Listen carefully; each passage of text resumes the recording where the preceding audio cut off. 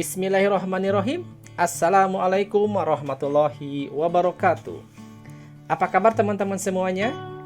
Mudah-mudahan kita semua selalu dalam keadaan sehat walafiat dan senantiasa selalu ada dalam ridho dan perlindungan Allah Subhanahu wa Ta'ala. Amin ya Allah ya Rabbal Alamin. Pada video kali ini, saya akan memperkenalkan kepada teman-teman. Yang pertama adalah menu-menu yang ada dalam software JASP. Yang kedua adalah bagaimana mengkonversi data yang kita punya supaya bisa dibuka di dalam JASP. Dan yang ketiga adalah bagaimana mendeskripsikan data yang kita punya menggunakan software JASP. Oleh karena itu, silahkan teman-teman buka dulu software JASP-nya.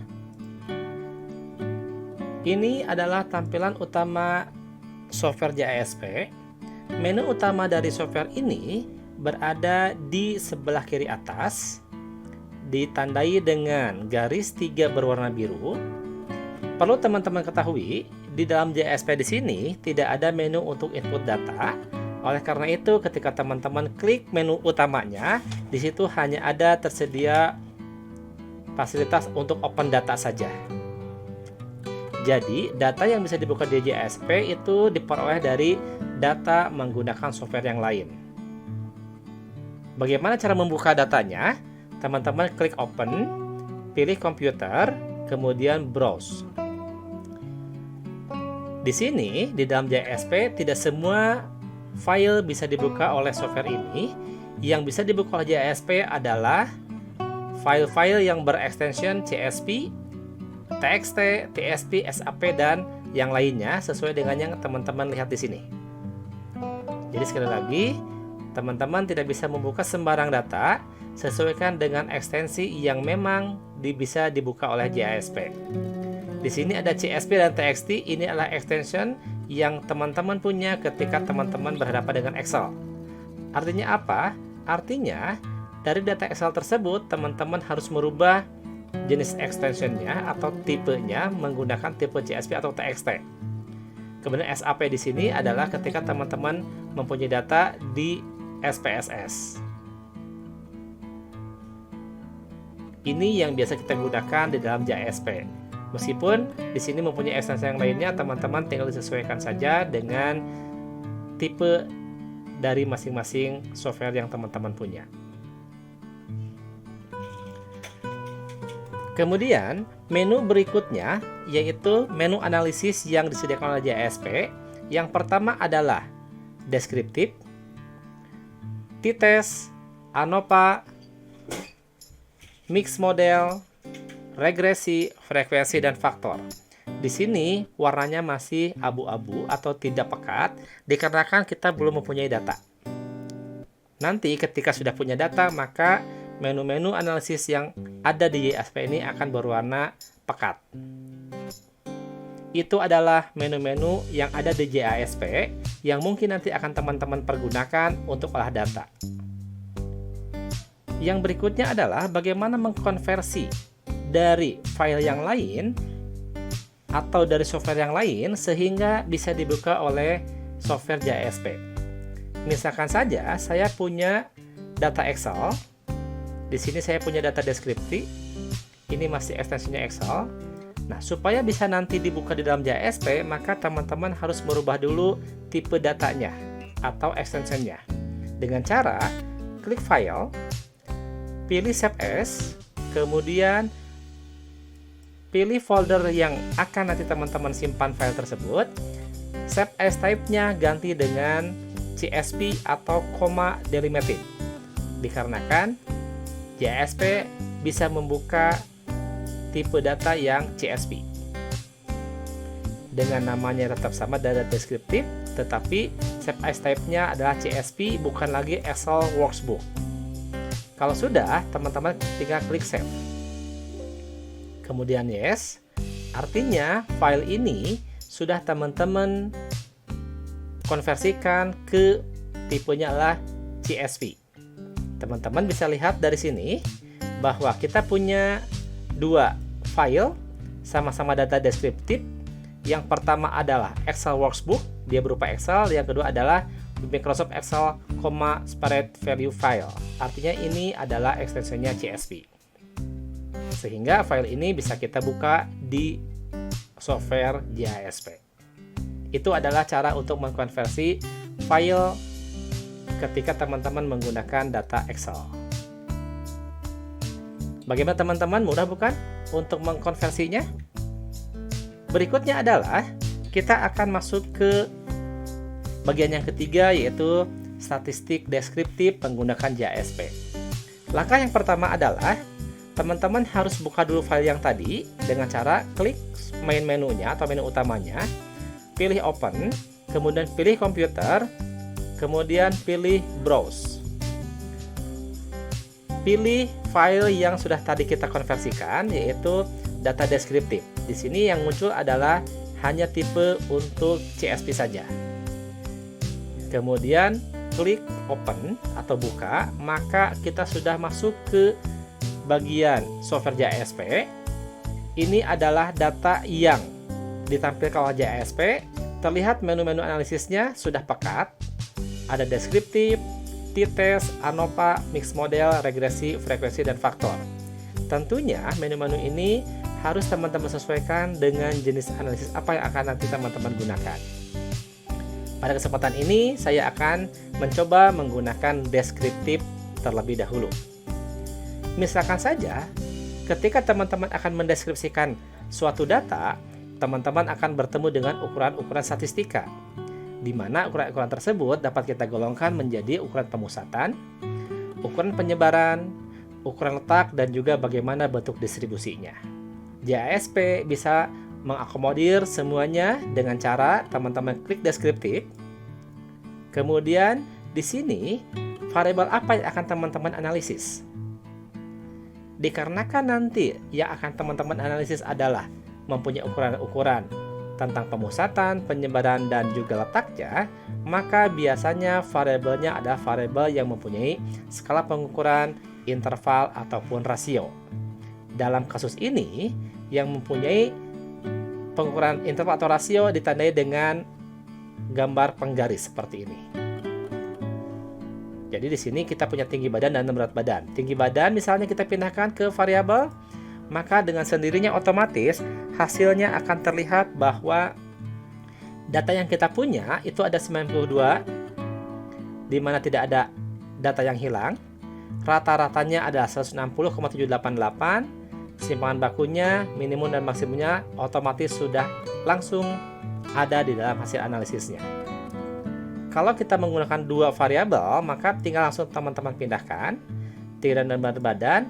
Di sini akan langsung serta-merta hasilnya akan terlihat juga. Ini adalah kalau teman-teman berhadapan dengan satu variabel, yaitu variabel tinggi badan saja ataupun variabel berat badan saja. Bagaimana kalau misalnya teman-teman akan melihat tinggi badan ataupun berat badan berdasarkan jenis kelamin? Maka jenis kelamin tersebut teman-teman bisa pindahkan ke dalam split. Sehingga nanti hasilnya otomatis akan langsung berubah, bahwa tinggi badan laki-laki dan perempuan dan berat badan laki juga berat badan perempuan seperti ini. Jadi di sini ketika kita memindahkan variabel atau mengubah variabel, otomatis hasilnya pun akan langsung berubah. Dan juga teman-teman kalau perhatikan di sini, output yang dihasilkan oleh JASP ini sudah sesuai dengan jurnal-jurnal ataupun artikel-artikel yang mungkin nanti akan teman-teman gunakan. Berbeda dengan software lain yang masih bentuknya adalah kotak-kotak. Jadi ini lebih mudah lagi ketika teman-teman akan menggunakan hasil tersebut di dalam artikel ataupun jurnal yang mungkin nanti teman-teman akan pergunakan. Ini adalah untuk deskriptif statistik, defaultnya ada seperti ini. Nah, sekarang bagaimana kalau kita ingin mengetahui ukuran letak, ukuran penyebaran, ukuran pemusatan, dan yang lain-lainnya? Teman-teman bisa klik yang namanya statistik di sini. Klik statistik di sini, sehingga nanti akan muncul beberapa ukuran pemusatan. Di antaranya adalah modus, median, dan rata-rata. Ukuran penyebaran ada SE min, koefisien variasi, dan yang lain-lainnya. juga ukuran letak, ada kuartil, ada persentil, dan juga bagaimana bentuk distribusinya. Ini disesuaikan dengan kebutuhan, kira-kira mana saja yang akan teman-teman pergunakan. Misalkan saja kita akan menampilkan nilai median dan modusnya. Teman-teman tinggal langsung klik saja di sini. Modusnya diklik, median diklik, otomatis hasilnya akan langsung menambahkan ukuran pemusatannya untuk modus ataupun untuk median. Kemudian kalau teman-teman akan menampilkan nilai variannya, nilai ranknya, maka teman-teman tinggal diklik, maka akan muncul hasilnya di jendela outputnya. Ketika teman-teman akan menganalisis atau mendeskripsikan variabel yang lain, tetapi hasil yang pertama ini tidak akan hilang, maka teman-teman bisa menggunakan yang namanya klik deskriptif kembali. Otomatis variabelnya kosong lagi, yang ini nggak akan berubah. Contoh yang pertama tadi adalah ketika kita berhadapan dengan variabelnya adalah skala tongkrongan, interval atau rasio. Bagaimana kalau seandainya teman-teman akan menganalisis atau menyimpan di dalam variabel ini adalah skalanya ordinal atau nominal. Misalkan kita simpan golongan darah. Otomatis di hasilnya tidak ada yang namanya min, simpangan baku, dan yang lainnya, dikarenakan data yang kita punya adalah tipenya teks. Kalau teman-teman perhatikan di sini, untuk jenis kelamin dan golongan darah ini bukan berupa angka. Perempuan, laki-laki, golongan darah A, B, AB, dan O, sehingga tidak ada berbentuk angka, maka tidak ditampilkan berapa nilai rata-rata dan yang lain-lainnya.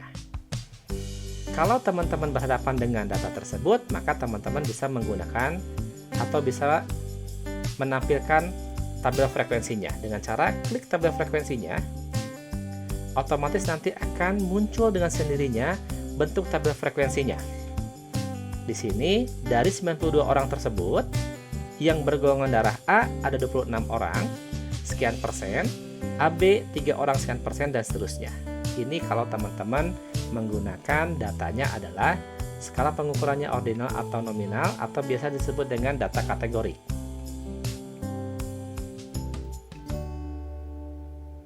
Bisa dipahami?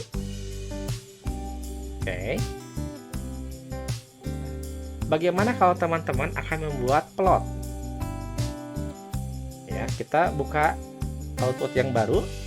Untuk menu plot, teman-teman misalkan kita lihat tinggi badan dan berat badan.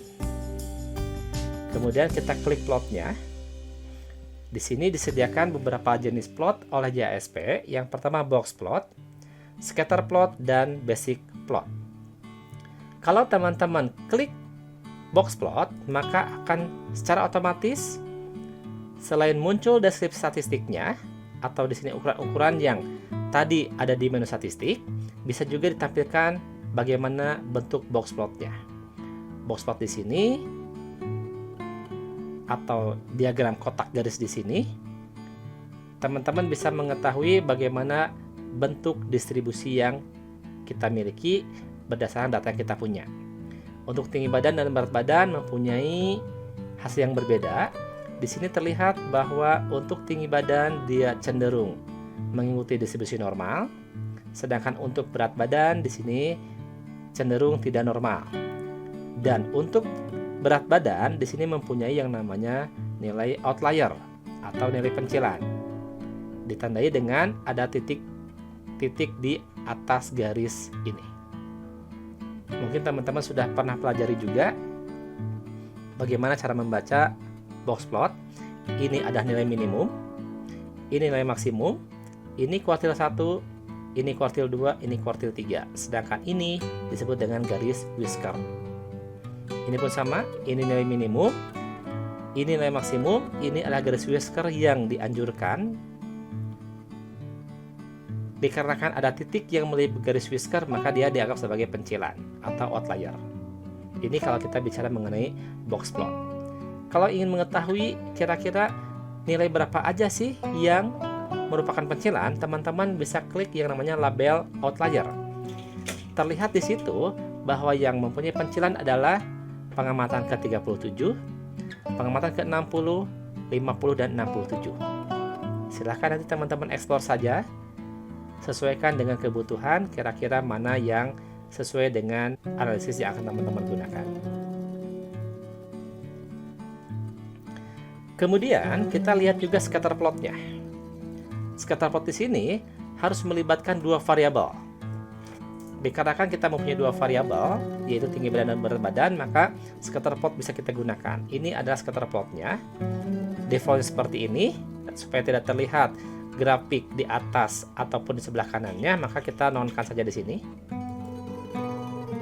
Kemudian, apakah kita membutuhkan regresinya? Kalau smooth seperti ini, kalau linear seperti ini. Nanti silakan teman-teman sesuaikan saja. Jadi di sini kita bisa melihat ini adalah scatter plot untuk tinggi badan dan berat badan. Kemudian juga bagaimana untuk menentukan distribusi dari data yang kita punya, teman-teman bisa lihat dari basic plot. Untuk distribusi plot, teman-teman tinggal checklist di sini. Terlihat ini adalah bentuk distribusi untuk tinggi badan dan ini bentuk distribusi untuk berat badan. Di sini terlihat untuk variabel tinggi badan dia cenderung normal dan berat badan dia tidak normal, cenderung tidak normal. Bagaimana untuk mengetahui apakah data yang kita punya itu normal atau tidaknya? Teman-teman bisa menggunakan yang namanya Kiki plot. Jadi Kiki plot di sini teman-teman bisa gunakan untuk mengetahui apakah normal atau tidak data yang kita punya. Teman-teman klik Kiki plotnya, maka hasilnya akan muncul, yaitu seperti ini. Kiki plot di sini untuk tinggi badan, ini Kiki plot untuk berat badan. Yang dikatakan dia mengikuti distribusi normal adalah ketika pencarian titik-titik yang kita punya, dia mengikuti garis lurus. Terlihat di sini bahwa untuk tinggi badan, sebagian besar pencarian titik-titiknya berada di sekitar garis lurus, maka bisa dikatakan data untuk tinggi badan berdistribusi normal. Sedangkan untuk berat badan, di sini banyak titik-titik atau pencarian titik-titik yang tidak mengikuti garis lurus, atau di sini ada berupa suatu pencilan, maka bisa dikatakan data untuk berat badan tidak berdistribusi normal. Untuk yang lainnya, silahkan teman-teman eksplor saja masing-masing sendiri-sendiri. Kalau misalnya nanti ada mau ditanyakan, kita ketemu di praktikumnya. Terima kasih. Billahi taufiq wal hidayah.